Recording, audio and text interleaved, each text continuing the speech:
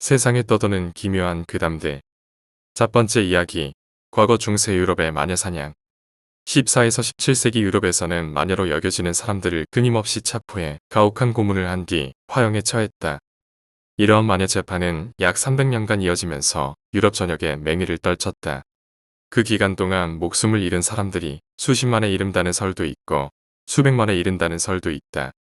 정확한 수는 알 수 없지만 마녀로 지목되어 화형을 당한 희생자들에 대한 기록은 아직도 남아있다. 프랑스 로렌에서 1576에서 1606 동안 2000에서 3000, 프랑스 보르도에서 1577년에만 400명, 독일 트리에르에서 1587에서 1593년 동안 368명, 독일 비르츠부르에서 1623에서 1631년 사이에 900명, 독일 밤베르크에서 1623에서 1633년 사이에 600명, 유럽 전체에서는 15세기 말부터 18세기 초까지 약 30만 명이 화형을 당했다는 기록이 있다. 멋진 현재 유럽의 파란 하늘과 멋들어진 광장이 나무를 태우는 검은 연기와 사람의 살을 태우는 썩은 냄새로 뒤덮여졌었다는 것을 사람들은 과연 알기나 할까? 보통의 사람들은 마녀가 여자라 생각하는 사람이 많다. 하지만 그 중에는 남자들도 상당수 껴 있었다. 그것이 부각되지 않은 것은 여자의 수가 압도적으로 많았기 때문인데 그 이유는 기독교가 기부인들을 죽여 없애 재물을 가져가려는 속셈이었다. 사실 사람들의 불안감을 해소하는 돌파구로 선택된 것이 마녀였다. 사람들은 모든 불행과 해악을 마녀의 탓으로 돌려 잔혹하게 처형했다. 마녀 사냥의 무서운 점은 증거도 없이 오직 소문만으로 마녀가 될 수 있다는 것이었다. 마녀는 마력을 써서 날씨를 나쁘게 만들고 밭농사의 수확물을 줄이고 태아를 유산시키고 남자를 성물구로 만들고 갓난 아기를 잡아먹고 악마에게 살아있는 재물을 바친다. 유럽에 몰아친 종교 개혁 운동에 대하여 로마 교황은 수도회를 결성해 이단 탄압에 나섰다. 마녀 재판의 전신은 13세기 로마 교황 그레고리 9세가 만들었다. 이른바 이단 신문이라는 제도이다. 이단 신문관은 교황의 보호 아래 사교나 관원을 능가하는 권한을 가지고 오로지 이단을 박멸하는 사명을 맡았다. 그리고 잔원하기로 유명한 교황 요한 22세는 1318년 2월 27일 교서에서 마녀들의 전격적인 탄압이 시작되었다. 즉, 죽음의 밧줄이 시민들의 목에 들려진 것이었다. 그리고 이것은 귀족들도 그닥 다르지 않았다. 언제 어디서든 마녀 재판을 시작하고 지속해 판결을 내릴 수 있는 권한을 부여한다. 이 결과 유럽 전역의 15세기 마녀 사냥은 절정에 이른다. 여기에 결정적인 역할을 한 것이 마녀의 쇠망치라는 책의 출판이었다. 이 마녀의 쇠망치는 도미니크 수도회의 수도사 야콥 슈프랭커와 하인리히 인스티토리스가 교황 인노첸시오 8세에게 허가를 받아 1485년에 펴낸 마녀 지침서다. 이것은 출판되자마자 독일에서 16판, 프랑스에서 11판을 찍을 정도로 팔렸다. 이 책에서 강조하는 것은 마녀는 살려두면 안 된다라는 성서의 한 구절을 내세운 것. 마녀 재판은 대부분 아는 사람의 지목이나 소문으로 이루어졌다. 어느 마을에 전염병이 돌거나 농작물이 줄거나 한다면 사람들은 기다렸다는 듯 평소에 마음에 들지 않는 사람을 마녀로 지목했다. 변명도, 호소도, 지의도 관계없이 나중에는 모두 다 마녀라고 시인했다. 고문이 너무나 가혹했기 때문이다. 마녀를 적발하는 수단은 또 있었다. 바로 밀고다. 14살 이상의 남자, 12살 이상의 여자는 이단자를 밀고해야 하는 의무가 있었다. 이 의무를 수행하지 않으면 감옥에 가야 하는 법규였다. 그러자 자녀가 부모를, 부모가 자녀를, 형제가 형제를 관계성은 끊임없이 확대되어 갔다. 그렇다고 자백을 한 사람들을 비판할 수도 없는 것이 보통에서 벗어나고자 하는 생각밖에 하지 못하는 상태에서 의미 없이 아는 사람들의 이름을 늘어놓았을 뿐이다. 그렇다고 고문이 멈추느냐? 결과는 아니다. 잠시 동안은 멈추겠지만 결국은 또다시 되풀이 된다. 그 고문이 멈추는 것은 희생자가 마침내 사형을 당할 때 혹은 죽어버릴 때였다. 마녀를 구별하는 방법은 4가지가 있었는데 첫 번째로 눈물 시험이 있었다. 마녀 망치에서는 마녀들은 사악하기 때문에 눈물이 없다. 그래서 혐의자가 눈물을 흘릴 수 있나 시험해 보려고 나와 있다. 눈물을 흘려서 혐의자가 죄가 없다는 것을 실증해 보여야 하는 것이다.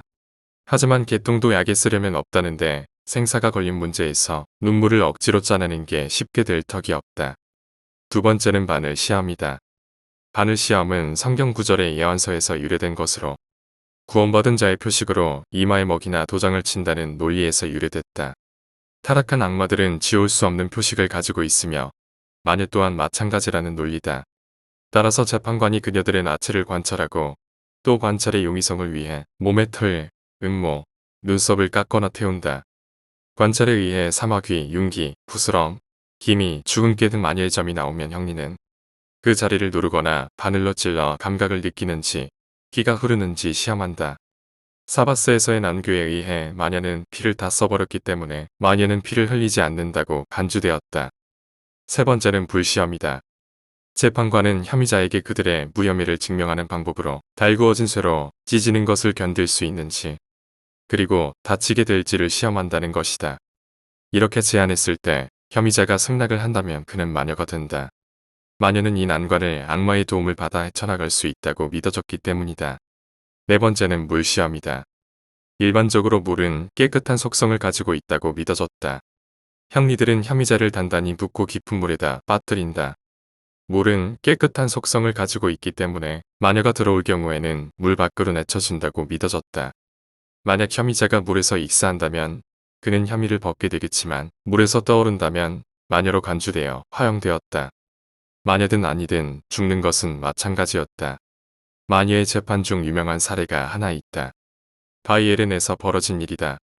안나 파펜하이머의 아버지는 무덤을 파는 사람이었고 남편은 옥외 화장실 청소부였다. 안나는 결혼 37년째로 자녀가 3명이었고 그는 정착하지 않고 방랑 생활을 했다.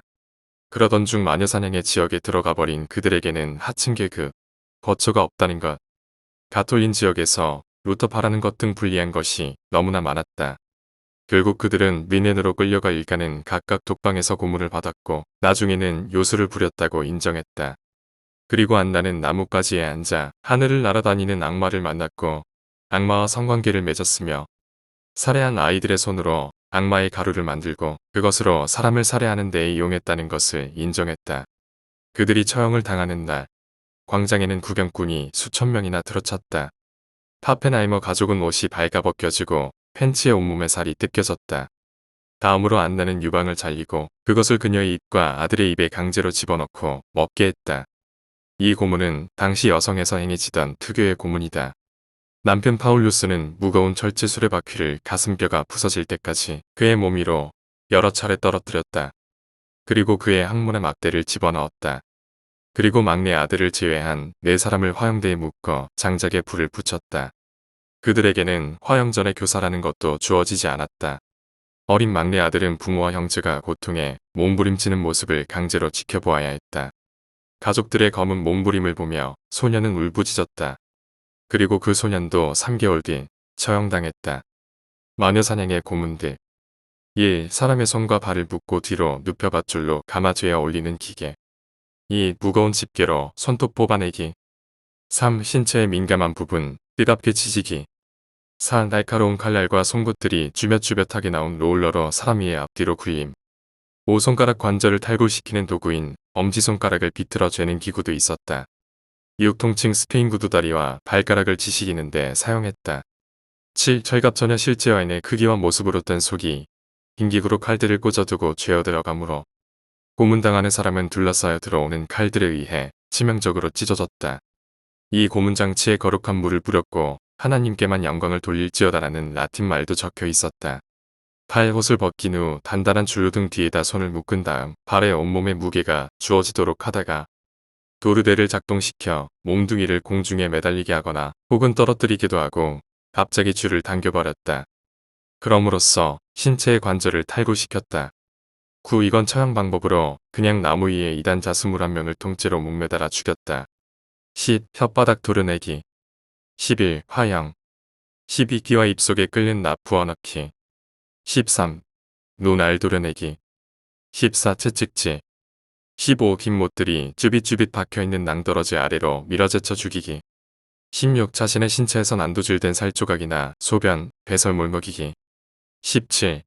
눈에 인두 찍기 18. 불에 달군 부지깽이나 막대기를 항문에 찔러넣고 죄수는 기름칠한 막대기 끝에 매달렸는데 결국 힘이 빠져 관통당하였습니다. 시체는 역시 그대로 방치해두는 관습이 있었다. 19. 커다란 가마솥에 사람을 넣고 삶았다. 20. 장님 만들기 20일 죄수를 반 또는 완전히 벗겨 세 조각의 빵과 세 모금의 썩은 물로 연명하도록 했다. 죄수는 절대로 빛을 볼 수 없었으며 어떤 이들은 가슴 위에 나무 판자 또는 무거운 줄을 올려놓아야만 했다. 21일 도르대를 이용하여 죄인의 몸을 잡아늘리는 기구. 23. 목조르기 집행자가 끈으로 죄인의 목을 졸라서 죽이는 처형 방법으로 처음에는 스페인에서 집행되었는데 후에 다른 나라에도 적용되었다. 24. 물고문, 마녀사냥 때 물에 던져 넣은 다음 떠오르면 무죄, 죽으면 유죄라고 했다. 25. 사지찢기 납치 강간, 반역, 살인 등의 심각한 범죄에 해당되는 처벌로 사형수의 팔다리를 각각 다른 말에 묶은 다음 말을 채찍질하여 달리게 함으로써 찢어 죽이는 형벌이었다. 26. 쇄신 지지기 다리와 발 전체 또는 발만 덮을 수 있도록 설계된 이것으로 나무나 철로 된 쐐기를 발의 특정 부위에 박아 놓으면서 신문하는 데 사용되었다. 종교 재판에서 애용되었다. 27. 아웃너리. 판결을 받기 전에 도주한 피고인에게 붙여진 형벌로 더 이상 법의 보호를 받을 수 없었으며 이들을 죽이는 자는 5실링의 상금을 주었으며 이들은 마치 사냥당하듯이 죽일 수 있었으므로 누구든 이들을 죽일 수 있었다. 판타지 소설의 꿈 같은 이야기는 중세에 없었다. 28. 힘줄 자르기 오금의 힘줄을 잘라 절름발이로 만들어버리는 형벌로 주로 도둑질, 매출에 주로 적용되며 자백을 받을 때에도 사용했다. 29. 구불리에 굉장히 좁은 구멍에 죄인을 가두는 것으로 여기에 갇힌 죄수는 제대로 설 수 없을 뿐만 아니라 앉을 수도 없었기에 불편한 자세로 고문을 견뎌야만 했다. 30. 징벌의자.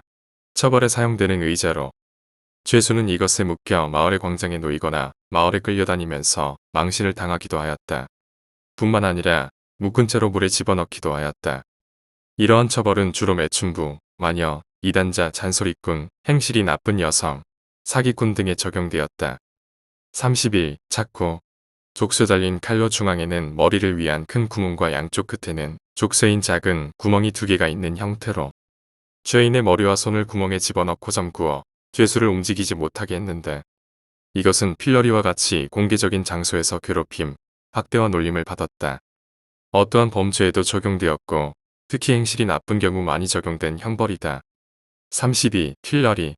단순히 가축을 기둥에 묶는다는 뜻과 숫갑과 쇠모거리로 사람을 기둥에 묶는 것을 뜻하기도 하는데 이는 간통, 위증, 공공장소에서의 술주정, 배우자 학대 등의 여러 가지 범죄에 적용되었다. 기둥에 묶인 죄인은 착고와 마찬가지로 괴롭힘, 학대와 놀림을 받았다. 특히 여성 죄인의 경우 보호를 받지 못했으므로 강간에 노출되었다. 33. 참수.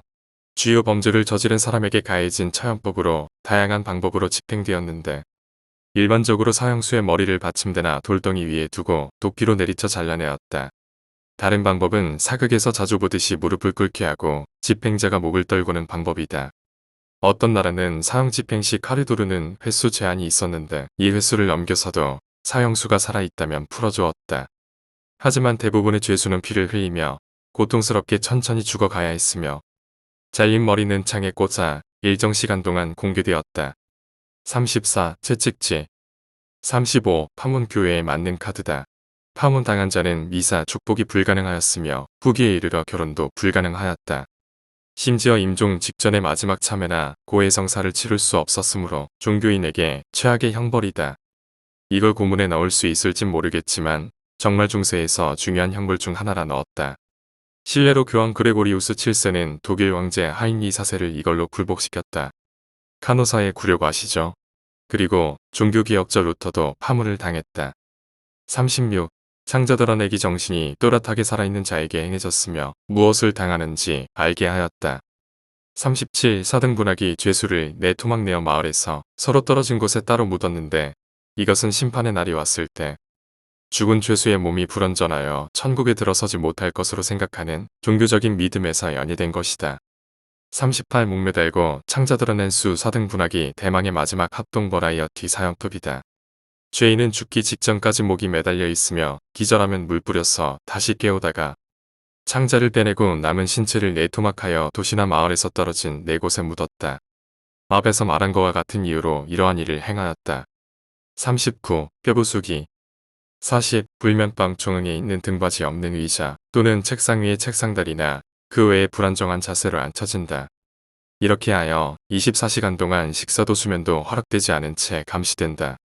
41. 참회의 고행 42. 성지순례행 43. 십자군종군 44. 묶어서 벌 세우기 45. 배를 가르고 창자를 끝을 원래 같은 곳에 메어서 원래의 창자를 조금씩 감는 고문 46. 아이언메이든 사람 모양의 관이 있고 거기에 눈과 심장 부위를 찌르는 쇠꼬챙이가 있으며 관에 물을 닫으면서 쇠꼬챙이는 사람의 눈과 심장 부위를 서서히 찌른다. 47. 수레바퀴 파열형 고문 1534년 프랑스와 일스의 칙령에 의해 창조된 이 고문 형구는 성 앤드류의 십자가, 즉 X자형의 십자가와 커다란 대형 수레바퀴로 이루어졌다. 고문 방법은 다음과 같다. 죄인을 십자가에 가로 눕히고 팔다리를 4개의 기둥에 묶는다. 집행이는 철봉으로 죄인의 팔다리에 일격을 가한다. 그러면 손발이 하나씩 부스러지게 된다. 철봉은 폭은 약 2인치이며 보통 사각이고 손잡이만 둥글게 되어 있다. 곧 만신창이가 된 죄인의 육체를 수레바퀴에 옮겨 구경꾼들이 잘 볼 수 있도록 좌측으로 회전시켰다고 한다. 48. 거미거미는 손톱 모양으로 굽어진 철못이 붙어있는 2개의 철봉이 거미발처럼 생긴 것에서 유래한 이름이다. 이 거미발로 여자의 유방을 갈갈이 찢었다고 한다. 49. 두개골 분술기 원추형으로 생겨 쇠로 만들어진 이것을 머리에 쓰고 턱 밑에 끼워 넣는 철판과 연결시켜 강하게 조른다. 그러면 턱에서 이가 빠져나올 정도로 압박을 받는다고 한다. 50. 프랑스식 고문으로 죄인의 양발을 소금물에 담그고 사냥으로 그것을 핥게 하는 고문. 51. 조금은 구멍이 여러 개 뚫린 가죽 정화를 신게 한 다음 장화 안에 뜨거운 물 넣기. 50이 않지만 죄인의 2다리에 양가죽으로 만든 긴 양말을 신게 하는 고문 방식이 있었다. 이 양말이 축축할 때는 쉽게 다리를 넣을 수 있지만 굴에 가까이 되면 수축되어 참을 수 없는 고통을 주었다. 53. 스코틀랜드에서 자행되었던 고문은 발목에 족쇄를 끼우는 형인 형벌구두이다. 죄인의 양다리를 무릎에서 발 뒤꿈치까지 2개의 수직판에 끼워 쇠고리와 밧줄로 판을 꽉 묶는다. 다리를 끼운 판에 쐐기를 두드려 박기도 했다. 믿음, 신앙은 인류가 먹고 살아가기 위해 노력하면서부터 곁에 있어 왔다. 종교라는 체계적 신앙이 생기기 이전부터 인류는 자연을 섬기고 동물을 섬겼다. 사냥과 농사를 위해 태양과 같은 어떤 대상을 향해 기원을 했고 그 증거는 세계 곳곳에 있는 동굴 벽화 등에 기록되어 있다. 그렇게 자신의 생계와 직접적인 연관이 있었던 대상물에 대한 숭배는 세월이 흘러 인간의 지능이 발달함에 따라 신이라는 절대자를 향한 숭배로 이어졌다. 다 신교적인 면모를 보였던 초기의 신앙은 점차 유일신에 대한 신앙으로 발달했다. 인류는 자신들의 한계를 뛰어넘은 그 신이라는 존재로부터 마음의 안식과 사후의 구원을 원했다. 그러나 인류가 치렀던 수많은 희생의 일부는 바로 이 종교라는 것 때문에 발생했다는 사실을 잊으면 안 된다. 두 번째 이야기, 히어로. 우드 랭거시는 세계 어린이들의 우상이다. 그것은 그가 슈퍼히어로이기 때문이다. 무슨 말인가 하면 말 그대로다. 그는 영웅이다. 우드의 하루 일과는 매우 간단하다.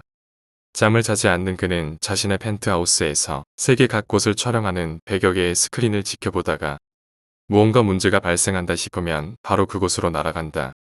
상대가 군사작전을 펼치는 무력 단체이든 폭탄을 몸에 두른 과격 집단이든 무엇도 우드의 상대가 되지 못한다. 총알도 용납하지 않는 단단한 피부와 넉넉히 1000kg은 들어올릴 수 있는 괴력. 그리고 정말 드물지만 우드의 눈에서 개광선이라도 뿜게 되면 상대가 지닌 것이 최신식 전차나 탱크라도 삽시간에 쓸모없게 되어버린다. 하지만 그런 무시무시한 힘을 사용할 필요는 거의 없다. 히어로가 그 자리에 등장하는 순간 모든 악의 무리들은 꼬리를 말고 도망가는 길을 택했다. 물론 그것은 그의 명성이 세계에 널리 퍼지게 된 뒤의 일이었다. 우드의 명성은 한 블랙 히어로를 무찌르면서 순식간에 세계로 떨쳐나갔다. 블랙 히어로, 헐리우드의 영화의 단골 손님. 평범한 악당의 손에는 최신식 무기가 쥐어져도 아무런 의미가 없다. 오직 정의롭고 뛰어난 능력의 주인공과 마찬가지로 괴이한 힘을 지닌 진정한 악당 캐릭터만이 주인공과 겨룰 수 있는 유일한 대적자인 것이다. 그런 악당이 한 명 있었다. 이름도 없었고 그 전에 무슨 악행을 저질렀는지도 알 수 없었다. 다만 우드를 지원하는 정부 요원들이 그를 타락한 악당이라고 말했고 그는 그래서 악당을 저지하러 날아갔다. 악당과 마주친 우드는 적잖이 놀랐다. 악당은 그와 마찬가지로 공중에 부유하고 있었으며 강력한 힘과 비범한 능력을 지니고 있었다. 우드는 그것을 본능으로 느꼈다. 강렬한 흥분을 느낀 우드는 전에 없이 거친 성공을 퍼부었다. 그리고 우드의 손이 너무나도 손쉽게 악당의 심장을 꿰뚫었다. 악을 저지했다는 희열감에 사로잡혀 우드는 고개를 들어 그의 얼굴을 바라보았다. 그리고 흠칫했다. 초연한 악당의 눈에는 강렬한 증오도 분노도 없었다.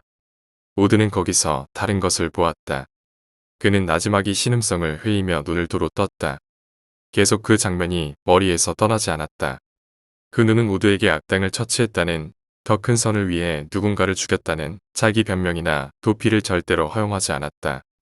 체념과 쓸쓸함이 담긴 눈동자에서 그는 결코 악을 찾아내지 못했다. 그 눈은 상처받은 사람의 눈동자였다. 결코 파괴자의 것이 아닌 멍하니 정신을 팔고 있는 우드의 귀로 비상신호음이 강하게 들려왔다. 100여 개의 스크린 중에서 한 화면이 붉은색으로 깜빡거렸다. 그곳이 위험에 처했다는 뜻이었다. 471번째 스크린이면 또 요르단인가. 우드는 바로 특수 소재로 만들어진 은색원 슈트를 입었다. 지체 없이 개피 스위치의 버튼을 눌러 돔 형식의 천장을 열어버린 우드는 바로 공중으로 솟구쳐 날아올랐다. 차가운 상공을 가로질러 날아가는 그는 어떤 제트기보다도 빨랐다. 은색 장광을 남기며 공중을 나는 그에게 세상 사람들은 실버 후크라는 별칭을 지어주었다. 눈빛 매는 공중을 매끄럽게 선회하여 이내 한창 게릴라전이 벌어지고 있는 요르단 시내에 착지했다. 모래가 휘날리고 총탄이 여기저기서 날아다니는 도시 한복판에서 그를 발견한 테러리스트들은 아랍어를 외쳐대면서 재빠르게 후퇴하기 시작했다. 우드는 씁쓸한 표정으로 적 진영을 가만히 바라보았다. 언제나 그랬었다. 폭력은 결코 그가 원하는 방식의 해결법이 아니었다.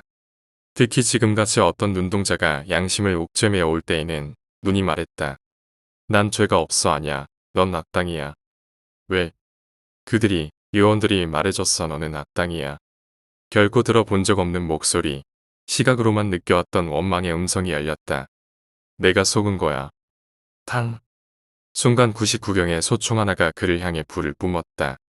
인간의 수십 배에 달하는 반사신경을 지닌 우드는 왼쪽 어깨를 향해 날아오는 총탄을 보았지만 피할 생각을 하지 않았다.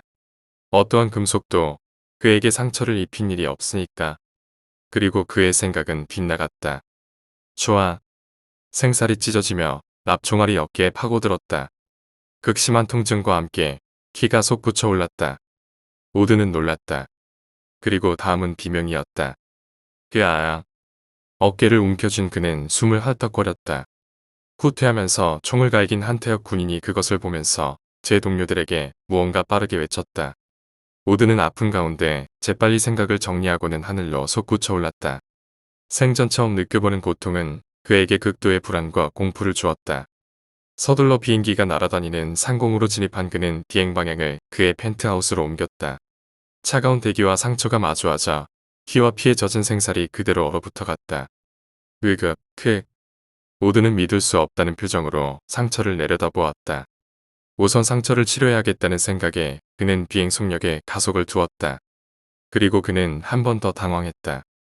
하우스 위로 진입한 그는 갑자기 비행 궤도가 이상해지는 느낌을 느꼈다. 공중 30m쯤에서 갑자기 그는 몸을 기울이며 착륙 지점으로 거꾸로 떨어지기 시작했다. 거듭되는 출혈의 머리는 어지럽고 항상 비행해 오던 몸은 그의 뜻대로 날아오르지 못했다. 우드는 이상하다고 생각했다. 충혈의 꿰뚫린 데 이어 비행 능력까지 이상해지다니. 그리고 그는 바닥에 충돌했다. 그러니까 이번 영웅도 마찬가지인 건가요? 그래, 자신의 존재 이유에 의심을 품는 순간 초능력 유전자가 손상되기 시작했어. 도무지 이유를 모르겠군요. 그러니까 말이야. 분명히 뇌를 재구성할 때 본인에 대한 생각을 떠올리는 해마를 봉인했는데 말이야. 아무래도 그만두어야 할까봐요. 애초에 이런 게 필요할. 모르는 소리는 그만해. 대중에게 영웅을 주고 그에게 의존하게 하는 건 인간의 가장 오래된 장치 중에 하나야. 진부하지만 그것만큼 확실한 파급 효과를 주는 것도 없지. 대중이 우러러보고 신뢰하는 슈퍼히어로. 우리가 그 히어로를 마음대로 컨트롤할 수 있다면 말 그대로 세계는 우리 것이지. 흰 가운에 검은 뿔테 안경을 쓴 여자는 안경테를 축혀 올린다. 하지만 실패했잖아요. 짐작 가는 이유도 없고요. 걱정 마. 늘 해왔던 방식대로 하면 되지. 매스컴 게임 좀 해주면 바보 같은 세상 사람들은 그대로 믿지. 못하면 내기라도 할까. 남녀는 계속 말을 나누며 방을 나갔다. 모두는 눈을 떴다. 방은 어두컴컴했다. 하지만 벽은 깨끗해 보였고 자신은 침대에 누워 있었다. 몸을 일으키려던 우두는 자신의 몸이 침대에 단단히 결박되어 있다는 사실을 깨달았다. 정신병자들은 구금할 때 쓰이는 가죽격대였다. 실소를 머금던 우두는 이내 표정이 단단히 굳어졌다. 평소라면 실밥을 뜯어내듯 간단히 뜯겨나가야 할 가죽띠들이 강철 티타툼인 것처럼 꿈쩍도 하지 않았다. 온몸을 비틀고 요동쳐 보았지만 허사였다. 결국 우두는 자신만이 가지고 있는 특별한 궤광선으로 벽을 부숴버리기로 작정했다.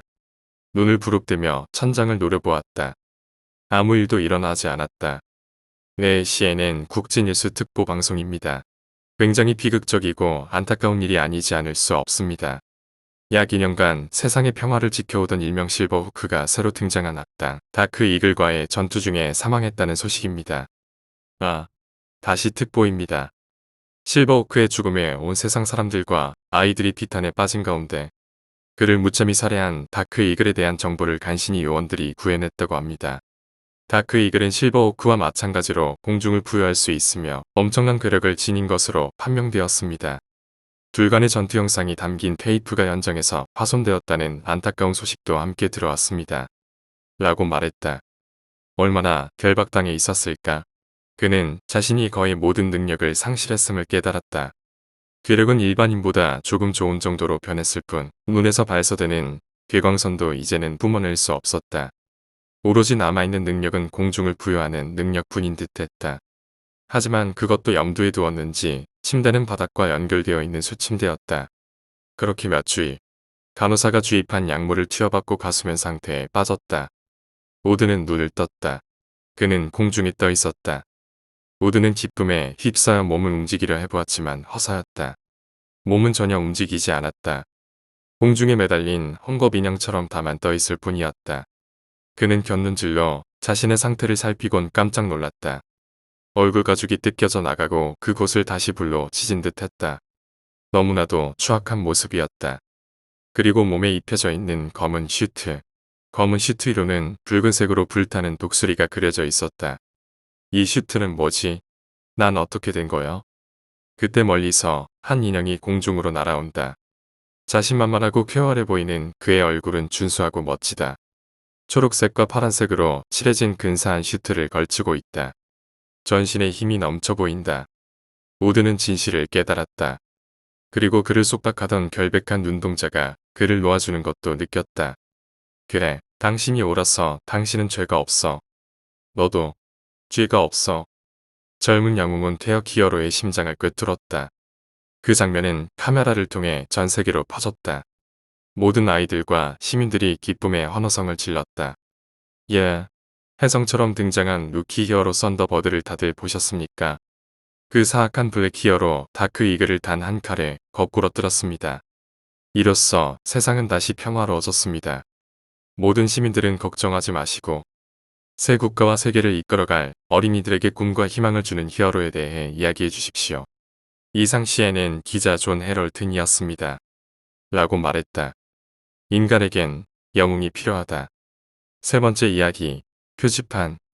척스와 존은 화가 치민 상태에서 말없이 운전을 하고 있었다. 그들이 탄 지프차는 사람 한 명, 건물 하나 보이지 않는 외딴 숲길 가운데를 가로지르고 있었다. 둘은 일본계 미국인으로 중학교 시절부터 같이 자라온 절친한 친구였다. 언젠가 고등학교를 졸업하고 미국으로 여행을 한번 다녀오자는 조의 말에 척스도 흔쾌히 수락했다. 서로가 여행을 가기로 약속할 당시 그들은 UMF샤주를 지난 뒤에 고속도로 측면에 자리 잡은 비탈길로 들어선 작은 산하를 등반하기로 계획했다. 물론 아직 젊고 때문에 사리 판단이 그리 현명하지 않은 그들은 벌써부터 계획에 차질을 빚었다.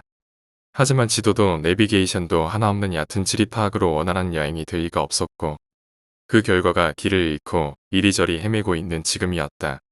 사방에 쓰러진 나무와 거친 바위가 질비한 까닭에 차를 돌려왔던 길로 돌아갈 수도 없는 난감한 상황인 것이다.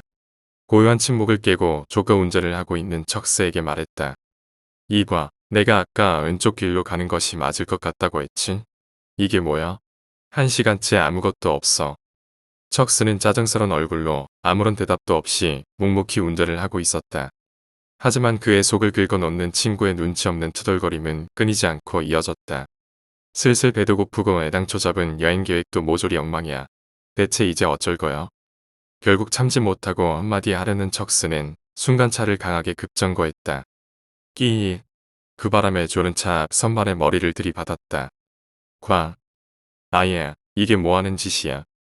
화를 내려던 조는 척스가 차문 밖으로 고개를 내밀고 있는 것을 보고는 입을 다물었다. 척스는 고개를 다시 차 안으로 넣고는 조를 바라보았다. 이걸 봐라고 말하며 조는 고개를 옆으로 돌렸다. 척스는 몸을 의자 쪽으로 잔뜩 빼서 조가 그것을 볼 수 있도록 했다. 표지판이었다.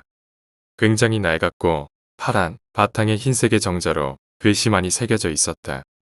프리히스트리. 이게 뭐지? 척스, 무슨 뜻이야? 그를 돌아보는 조에게 척스도 고개를 묵묵히 저었다. 마을인가? 어쨌든 이 마을만 가면 적어도 무언가는 있다는 뜻이네. 둘은 마을이 있을 거라는 희망에 차서 다시금 차를 몰기 시작했다. 그런데 그들이 차를 몰기 시작한 지 1시간쯤 뒤였다. 사방에 살아있는 듯 흐멀거리는 불안개가 끼기 시작했다. 아무것도 보이지 않을 만큼의 안개는 차갑고 음습했다. 앞이 보이지 않을 정도기에 둘은 헤드라이트를 켜고 운전하기 시작했다. 그때였다. 크르르르르 크륵충. 무언가 그들의 지프를 옆에서 들이받았다. 강한 충격을 받은 지프는 옆으로 1m 남짓을 주르륵 밀려났다. 뭐야? 조는 급하게 배낭 안에서 조난대비용 손전등을 꺼내들었다. 그리고는 창문 옆을 비추었다. 공룡이었다. 아니, 그것이 무엇인지는 모르지만 확실히 이미 멸종했다던 공룡을 닮아 있었다. 굳이 닮은 것을 찾자면 공룡이랑 가까웠다.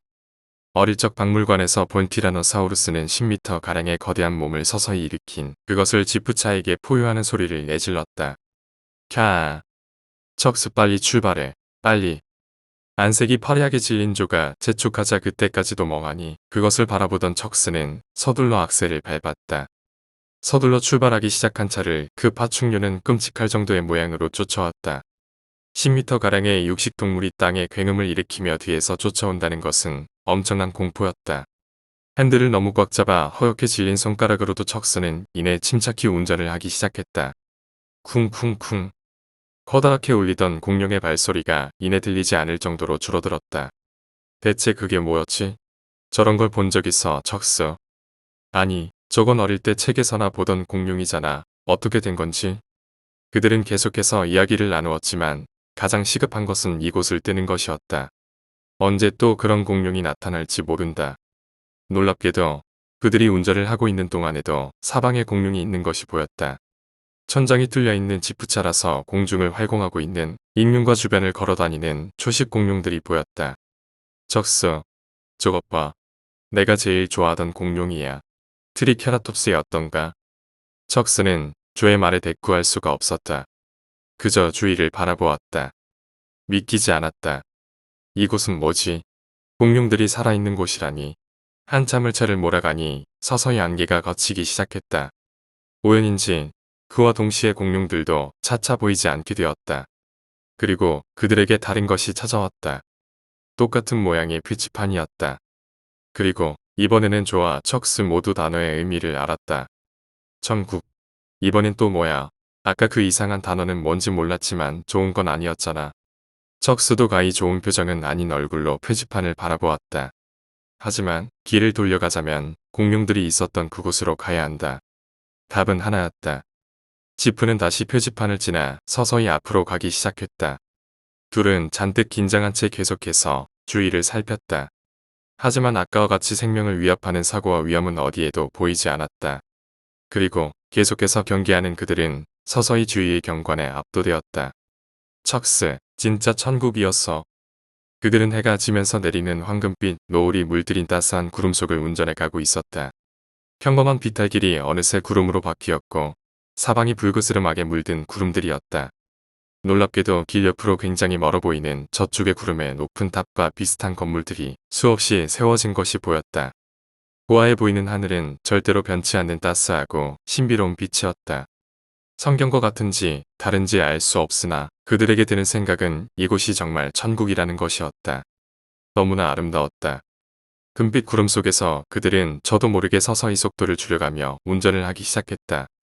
은은하게 내리는 햇빛과 잔잔히 흩어지지만 절대로 형태가 변하지 않는 구름들과 그 광경 속에 높게 솟아있는 탑들. 그들은 주위의 광경을 쳐다보느라 또 다른 표지판을 지나게 된 것을 눈치채지 못했다. 그리고 그 표지판은 구름 옆으로 쓰러져 있었다. 얼마나 지났을까? 둘은 한결같이 아름답고 고요하던 주위의 풍경이 갑작스레 어두워지는 것을 느꼈다. 척스, 뭐지?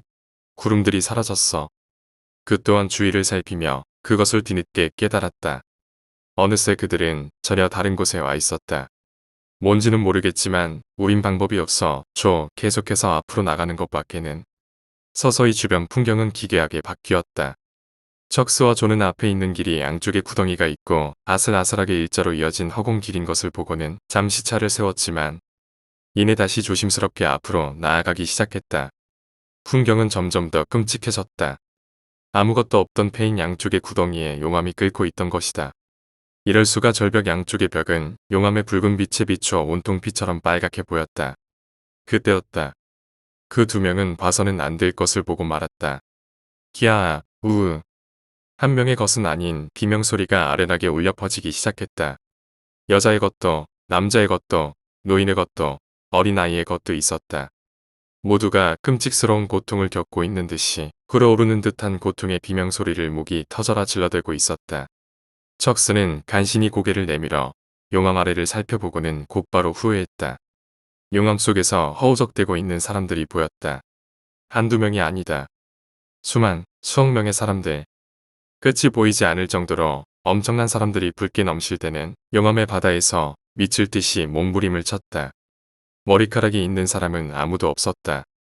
그들의 고통은 끝이 없었다.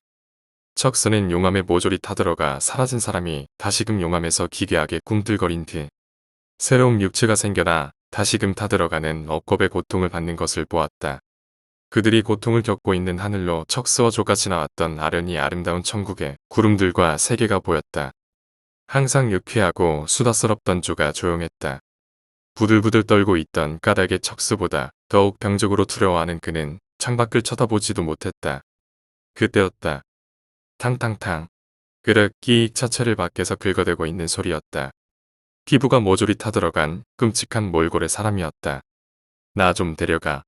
나 좀 데려가. 너무 뜨거워. 절벽을 미친 듯이 기어 올라온 것처럼 보였다. 카랩, 카라락. 다른 쪽 차체에서도 소리가 들렸다. 문 열어. 문 당장 열란, 마리에. 이제는 문을 부술듯이 강하게 두드리는 소리가 동시다발적으로 차 전체에서 울려 퍼졌다. 안 열어. 정말 차를 부숴버리겠어. 죽여버린다. 빨리 문 열어. 제발 열어요. 너무 뜨거워. 더 이상 못 견디겠어. 당장 열지 못해. 모조리 죽여버릴 거야. 권장은 남자와 늙은 노인, 여자의 협박 등 셀 수 없을 만큼 많은 목소리가 사방에서 이어졌다. 지나가는 그들을 보고서 손톱이 부러지면서 절벽까지 필사적으로 기어 올라온 이들이었다. 척스는 두려움의 정신을 잠식당했다. 도저히 손가락 하나 까딱할 수가 없었다. 온몸에 오한이 난 것처럼 몸이 떨려왔다. 그때였다. 조가 척스의 뺨을 세게 때렸다. 뭐하고 있어? 빨리 출발해.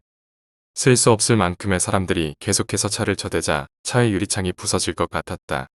결국에 조의 도움으로 척스는 정신을 차리고는 서둘러 악셀을 밟았다. 고우, 텅, 경, 항, 뒤텅차에 매달려 있던 사람들이 치어나가 떨어지는 것이 보였다.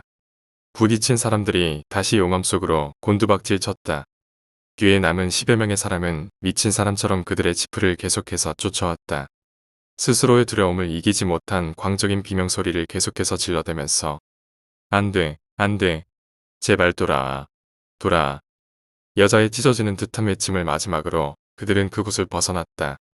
둘은 공포감에 사로잡혀 말할 틈도 없이 계속해서 차를 최고속으로 몰았다. 서서히 지옥의 광경이 끝나고 다시 평범한 비탈길로 접어들었을 무렵 조는 창밖을 계속 바라보았다. 그리고 그 와중에 무언가를 발견한 듯 말을 꺼내려다가 꿀꺽 삼킨 조의 모습에서 척스는 왠지 모를 공포심을 보았지만 그 역시도 너무나 두려운 마음에 쉬지 않고 차를 모느라 여념이 없었다. 그곳에서 벗어나고 싶은 마음에 끊임없이 계속해서 달리었다. 그리고 그들이 정확히 2시간 27분 동안 달렸을 때였다. 척스와 조의 눈에 가득했던 공포감이 사라졌다. 그 대신 짜증감과 초조감이 어리기 시작했다. 여긴 어디야? 척스. 그냥 여행 포기하고 집에나 갈까 보다. 조의 비아냥거림이 척스의 신경을 건드렸다. 아휴, 정말. 그럼 내가 운전하던가. 너나 나나 길 모르는 것은 마찬가지 아냐? 그들은 아무 일도 없었다는 듯이 투닥거리고 서로 말싸움하면서 천진난만하게 차를 몰았다. 급하고 위험한 일은 어떠한 것도 없는 것처럼. 아, 마을이야. 조가 깊은 듯이 말했다. 정말이네. 척스도 창문으로 고개를 내밀어 바라보고는 대답했다. 그들은 영화관과 술집, 그리고 사람들이 수없이 걸어다니는 번화가를 지나가던 길 옆에 있는 절벽 아래에서 발견했다. 그리고 마을로 가는 길을 향해 차를 몰았다. 그런데 우리 차, 심하게 기스가 많은걸. 지느끼를 온 기억은 없는데 타이어에도 진흙이 묻어있고. 척스의 의아스런 말에 조가 시큰둥하게 대답했다. 그거야, 거친 숲길을 달렸으니까 그렇지. 얼마나 달렸지? 조의 말에 척스도 떨떠름한 표정으로 고개를 흔들었다. 모르겠다고? 아무튼 오래 달린 것만은 틀림없어. 몸이 상당히 피곤하니까. 세 번째 이야기, 태아. 흰 매트리스에 굉장히 마르고 수척한 얼굴을 가진 여성이 누워 있었다. 여자는 임신한 듯 배가 크게 부풀어 있었다. 가만히 누워 있는데도 몹시 지친 듯 몸을 가누지 못했다. 여자의 옆에서 한 남자가 있었다. 여보, 조금만 참아. 라고 말하며 흔히 그렇듯 병원 침대 옆 받침대에 앉아있는 그 남자는 그 여성의 손을 잡았다. 테드, 왜 이렇게 된 걸까? 행복할 것 같았는데. 여자는 몇 마디 말하는 것만으로도 너무나 힘이 드는 것처럼 속삭이듯이 말했다. 테드는 눈물을 흘리면서 여자의 손을 힘껏 움켜잡았다. 리사, 낙담하긴 일러. 힘내, 곧 무슨 병인지 알게 될 거야. 남자의 이름은 테드였다. 그리고 그와 결혼한 여성은 바로 옆에 누워있는 리사 알폰스였다. 테드는 성이 없었다. 고아였기 때문이다. 커다란 산에 버려져 있었다던 그를 등산객이 발견하여 고아원으로 보냈고 테드는 그곳에서 소년기를 보냈다. 무지막지한 폭력과 매질을 견디지 못한 테드는 15살 때 고아원을 도망쳐 나왔다. 그리고 닥치는 대로 일을 하며 청년으로 자라났다. 그러던 와중에 우연히 만나게 된 리사와 사랑에 빠졌다. 둘은 그녀의 부모가 반대함에도 불구하고 먼 오지로 도망쳐 결혼식을 올렸다. 이미 그 전부터 계속 서로의 사랑을 나누어온 그들이기에 결혼 드레스를 입은 리사의 배는 이미 불러 있었다. 그리고 그들의 전부라고 생각했던 뱃속에 아기에서부터 불행은 시작되었다.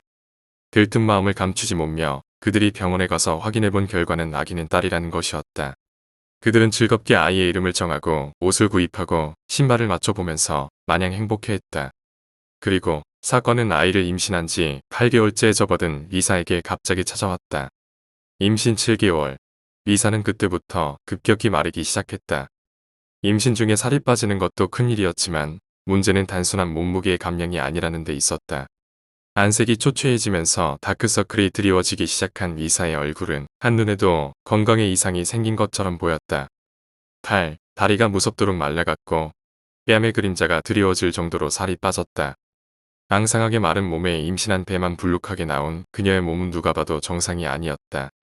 이런 증상은 저로서도 처음 접하는 현상입니다. 무엇인가가 영양분을 빨아들이는 것 같은데 임신했다고 해서 이렇게 살이 빠지는 것은 있을 수 없는 일입니다. 절망한 테드에게 의사는 말을 이었다. 증상이 아기 때문에 일어나는 것은 아니라고 판단되지만 이 상태가 계속된다면 아이를 지워야 합니다. 아이와 산모 모두 위험합니다. 테드는 좌절했다. 의사에겐 지금 모든 희망이 아기였다. 그럼 그녀에게 아기를 지우라고 말한다면 그는 눈물을 머금고 그녀에게 의사의 말을 전했다. 그녀는 테드가 예상한 반응과 똑같은 반응을 보였다. 안 돼요 테드. 난 이 아기를 죽일 수 없어요. 절대 안 돼요. 난 이 아이를 낳을 거예요. 테드가 화를 내보아도 아이를 지우지 않으면 당신이 죽을 수 있다고 애원을 해보아도 그녀의 마음은 변하지 않았다. 테드는 결국 그녀가 원하는 대로 해줄 수밖에 없었다. 의사가 만일 아기를 낳는다면 이러한 현상의 근본부터 뿌리 뽑아야 한다고 말하고 대대적인 정밀 검사에 들어간 지 일주일이 지난 날이었다. 오늘 검사의 결과가 나오기로 정해져 있던 터라 테드는 의사의 부름을 목이 빠지게 기다렸다. 307호 의사 알폰스의 보호자 되시는 분. 문을 열고는 환자를 부르는 간호사에게 테드는 재빨리 말했다. 예, 접니다. 의사 선생님께서 부르세요. 따라오세요. 그녀를 한참 따라가 5층의 진찰실로 들어간 그는 복잡한 표정으로 그를 바라보는 주치의를 볼 수 있었다. 선생님, 아내의 상태가 어떻습니까? 대체 무슨 증상입니까? 의사는 무언가 흥분되어 있는 듯한 모습을 보이고 있었다. 그는 그 상태로 테드를 빤히 바라보다가 말을 꺼냈다. 테드 씨, 혹시 당신의 부모들에 대해 아는 것이 있습니까? 부모가 당신을 낳을 때 일어났던 일이라던가. 아니요, 그런 것은 없습니다. 전 고아거든요.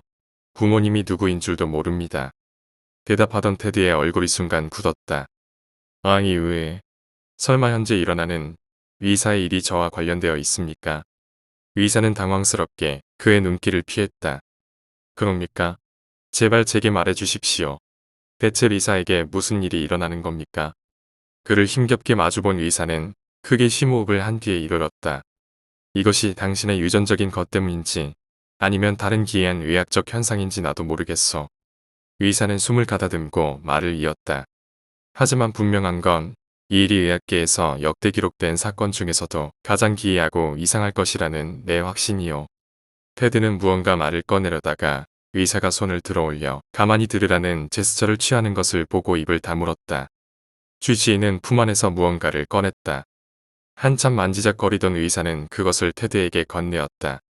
이게 뭡니까? 테드는 그것을 살피면서 말했다. 의사양의 태아를 찍은 사진입니다. 임신에 문제가 있을 수도 있어 최첨단 설비를 이용해 찍은 사진이에요. 우린 우연찮게 그 사진을 찍음으로써 의사양의 증상의 이유를 밝힐 수 있었습니다. 테드는 침이 마르는 듯한 기분을 느끼고 재촉해서 물었다. 대체 의사가 자꾸만 마르는 이유가 뭐죠? 의사는 침착하게 말을 이어나갔다. 의사양의 증상은 무슨 병이 아닙니다. 그저 영양상의 문제로 자꾸 말라가고 있을 뿐이지. 마치 몸속에서 무언가가 자라고 있는 것처럼 말이죠. 하지만 그것이 의사양의 임신과는 상관없다고 우리는 생각했습니다. 아기가 필요로 하는 소량의 영양분으로 인해 그녀가 마르는 건 말도 안 되는 일이거든.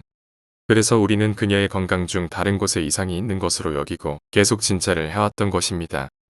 제기랄. 그게 실수인 줄 알았더라면. 테드는 끝내는 소리치고 말았다. 말 돌리지 말고 왜 그녀가 저렇게 되는지 당장 설명하시오. 의사는 그에게 태아 사진을 내밀었다. 테드 씨, 이걸 보세요. 태아의 아랫배를 자세히 눈여겨보십시오.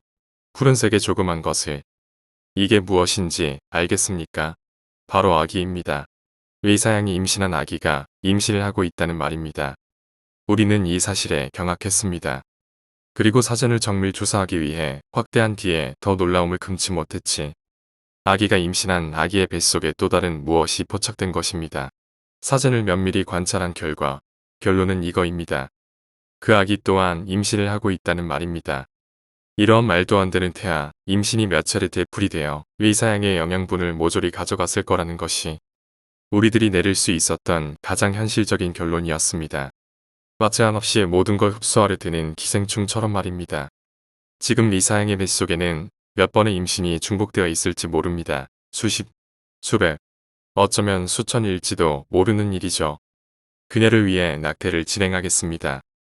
우리가 엄청나게 많은 생명을 죽이는 것일 수도 있다고 생각할 때마다 등골이 섬뜩해집니다. 이 말도 안 되는 일을 한 자궁 속에 수없이 되풀이되는 생명의 잉태를 당신은 이것을 믿을 수 있겠습니까?